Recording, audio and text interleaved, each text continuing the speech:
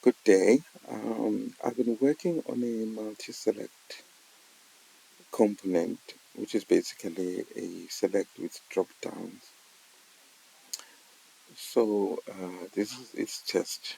For example, you want to do your multi-select, and then you're able to select the items that you want, and then you can clear the selection, and you select the items that you want, and then you close.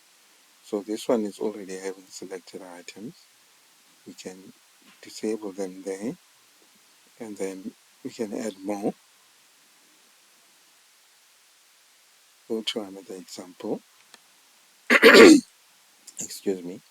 This one is having input colors, which basically means that this is primary, secondary, this is accent, and then this is success. So you can indicate what kind of colors that you want this thing to work with. And then this is our sizes, extra small. This one is medium. This one is extra large, and the other one is large. Of course, you can always clear what we see here. And the next example, we look in terms of having a disabled item. So, for example, this one is disabled, so there's no item that's selected here. And then here, for example, is when you want to actually indicate the kind of colors the checkboxes should have, this is beyond that one that was indicating input colors. Show selected values. It goes to the examples and just indicates which items have been selected. So this one is a combined style where, for example, you have your large and then you have your primary input and then your accent checkboxes. So as you can see, the outline is primary there. And then here you are able to add items at runtime, new option, and then remove the first option, which has been removed. And then you select initial 3, you deselect initial 2, you show all the options, which is basically what has been selected. And then you're able to enable or disable it. And then you're also able to show or you hide it, So let's put on show. And then clear selected items, it actually clears the selection in terms of the items that are selected. Like now we've selected those ones and then you clear them. And for example, we have these ones here, but now you want to clear all options. So if you clear all options, the combo is actually empty. Actually, it's not a combo, it's a select. So this select is near the bottom of the page. So if, for example, your thing is at the bottom of the page, it goes to be on top, automatically.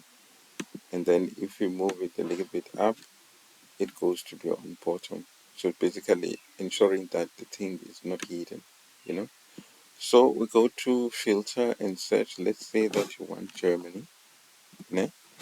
So you are able to filter and then you have your selection and then you can clear your selection there and then select other things and then select all and deselect all if you want all the items to be selected and then you want all the items to be deselected. So you can choose, get the maximum selection. Like for example, we want 3 items to be selected here at any time, so it doesn't allow more to be selected.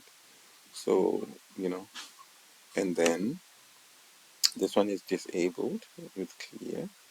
And then this one is having all the features combined, the search functionality, the selection, and all selection, deselect methodology, And then this next example deals with event listeners, where, for example, you fire a change event when each time you select, deselect an item.